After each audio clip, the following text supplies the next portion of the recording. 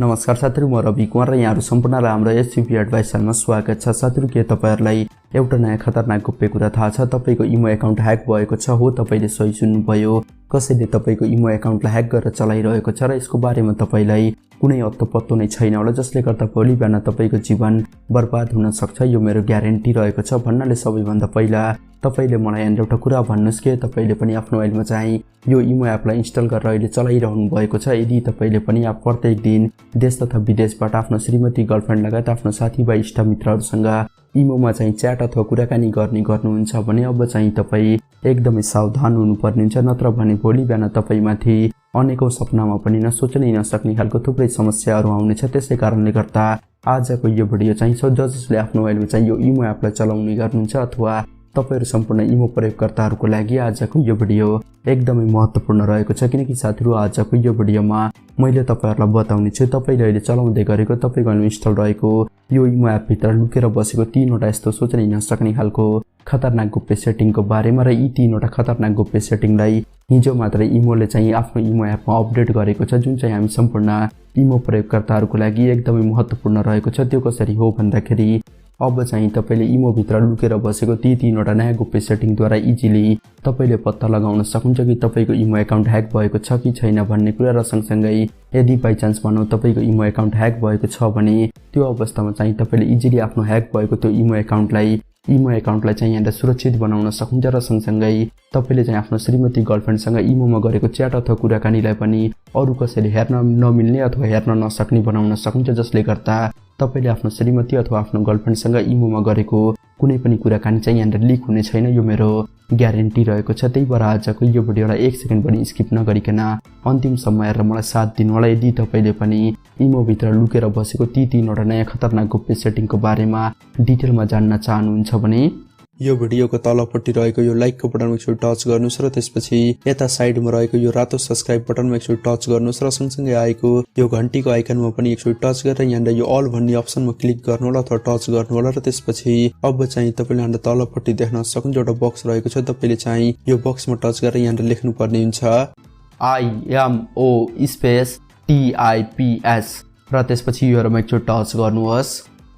ल त सुरु गरौँ। साथीहरु, यो इमो एप भित्र लुकेर बसेको ती तीनवटा नयाँ गोप्य सेटिङद्वारा कसरी तपाईले आफ्नो इमो एकाउन्टलाई चाहिँ यहाँ ह्याक हुनबाट जोगाउन सक्नुहुन्छ र सँगसँगै तपाईले आफ्नो ह्याक भएको इमो एकाउन्टलाई कसरी सुरक्षित राख्न सक्नुहुन्छ र त्यस्तै गरेर तपाईले इमोद्वारा आफ्नो श्रीमती, गर्लफ्रेन्डसँग गरेको कुराकानीलाई अरु कसैले पनि हेर्न नमिल्ने कसरी बनाउन सक्नुहुन्छ, यी सबै कुराहरुको बारेमा डिटेलमा देखाउनको लागि म चाहिँ यहाँ के गर्छु भन्दाखेरि मेरो यो मोबाइलको स्क्रिनलाई यता साइडमा एड गर्दिन्छु र त्यसपछि अब चाहिँ तपाईले यहाँ के गर्नुस् भन्दाखेरि तपाईले आफ्नो मोबाइलमा रहेको यो प्ले स्टोरलाई यहाँ एकचोटि टच गरेर ओपन गर्नुहोस् र त्यसपछि अब चाहिँ तपाईले आफ्नो मोबाइलमा इन्स्टल रहेको यो इमो एपलाई यहाँ अपडेट गरेर ओपन गर्नु होला। मैले चाहिँ अलरेडी अपडेट गरिसकेको छु, त्यसै कारणले गर्दा म चाहिँ यसलाई डाइरेक्ट ओपन गर्छु। ओपन गरेर त्यसपछि अब चाहिँ तपाईले यहाँ देख्न सक्नुहुन्छ यसरी नै तपाईको मोबाइलमा पनि यो इमो एप ओपन हुनेछ र त्यसपछि अब रहेको छ पहिलो गोप्य सेटिङ, जसको माध्यमबाट तपाईले इजिली आफ्नो श्रीमती अथवा आफ्नो गर्लफ्रेन्डसँग इमोमा गरेको कुनै पनि कुराकानीलाई अरु कसैले पनि हेर्न नमिल्ने अथवा स्क्रिनशट लिन नमिल्ने बनाउन सक्नुहुन्छ। यसको अर्थ के हो भन्दाखेरि तपाईले आफ्नो श्रीमती अथवा आफ्नो गर्लफ्रेन्डसँग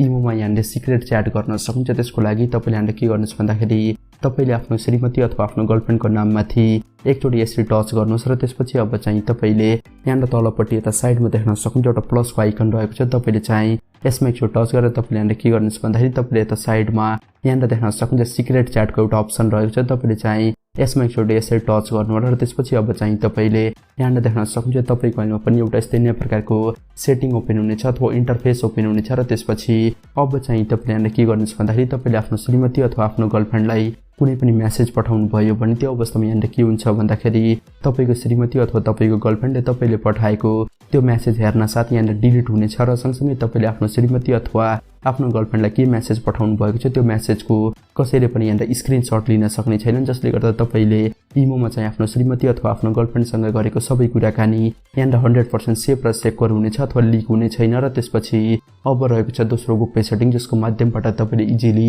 पत्ता लगाउन सक्नुहुन्छ कि तपाईको इमो एकाउन्ट ह्याक भएको छ कि छैन भन्ने कुरा। र यदि मानौ तपाईको इमो एकाउन्ट ह्याक भएको छ भने यस्तो अवस्थामा पनि तपाईले आफ्नो त्यो ह्याक भएको इमो एकाउन्टलाई यहाँ सुरक्षित बनाउन सक्नुहुन्छ। त्यसको लागि तपाईले यहाँ के गर्नुस् भन्दाखेरि तपाईले यहाँ एकचोटि ब्याक गर्नुहोस् र त्यसपछि अब चाहिँ तपाईले यहाँ तलपट्टि रहेको यो प्लसको आइकनमा एकचोटि यसरी टच गर्नुहोस् र त्यसपछि अब चाहिँ तपाईले यहाँनिर देख्न सक्नुहुन्छ मोर लेखेको छ। तपाईले चाहिँ यसमा एकचोटि टच गरेर तपाईँ यहाँनिर सेटिङमा जानु होला र त्यसपछि अब चाहिँ तपाईले यहाँनिर माथिपट्टि यहाँनिर देख्न सक्नुहुन्छ के लेखेको छ भन्दाखेरि एकाउन्ट एन्ड सिक्युरिटी लेखेको छ। तपाईले चाहिँ यसमा एकचोटि यसरी क्लिक गर्नुहोस् र त्यसपछि अब चाहिँ तपाईले यहाँनिर सेकेन्ड अप्सन यहाँनिर देख्न सक्नुहुन्छ म्यानेज डिभाइस लेखेको छ। तपाईले यसमा एकचोटि यसरी टच गर्नुभयो भने त्यो अवस्थामा तपाईले यहाँनिर देख्न सक्नुहुन्छ तपाईको इमो एकाउन्ट चाहिँ कुन कुन मोबाइलमा लगइन रहेको छ अथवा तपाईको इमो एकाउन्टलाई कसैले ह्याक गरेर चलाइरहेको छ कि छैन भन्ने कुरा यहाँनिर डिटेल इन्फर्मेसन देखाउनेछ र त्यसपछि अब चाहिँ तपाईले यहाँनिर के गर्नुहुन्छ भन्दाखेरि जस्तै मानौ तपाईको इमो एकाउन्ट चाहिँ कुनै व्यक्तिले चलाइरहेको छ भने त्यो अवस्थामा तपाईले यहाँनिर के गर्नुहुन्छ भन्दाखेरि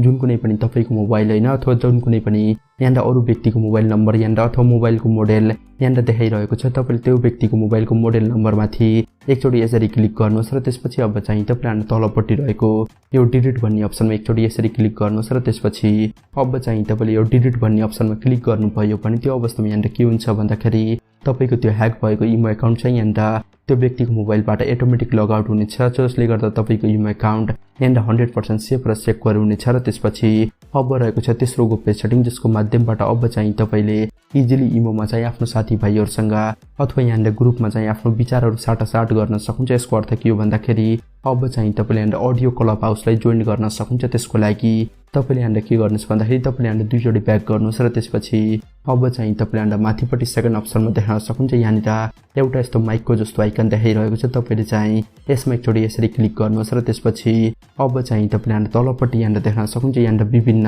अडियो क्लब हाउस रहेको छ र अब चाहिँ तपाईले यहाँनिर आफ्नो इच्छा हिसाबले आफुलाई मनपर्ने कुनै पनि क्लब हाउसलाई यहाँनिर जोइन गर्न सक्नुहुन्छ जसले गर्दा अब चाहिँ तपाईले यी क्लब हाउसमा जोइन भएर तपाईले इजिली आफ्नो मनमा लागेको विभिन्न कुराहरुलाई यहाँनिर साटासाट गर्न सक्नुहुन्छ। साथै यो रहेको थियो हिजो साँझ मात्र इमोले ल्याएको 3वटा एकदमै महत्त्वपूर्ण नयाँ अपडेटहरु। यदि साथै तपाईहरुलाई आजको यो भिडियो राम्रो लागेको छ भने आजको यो भिडियोलाई लाइक गर्नुस्। हस्त साथीहरु फेरि अर्को भेटौँला।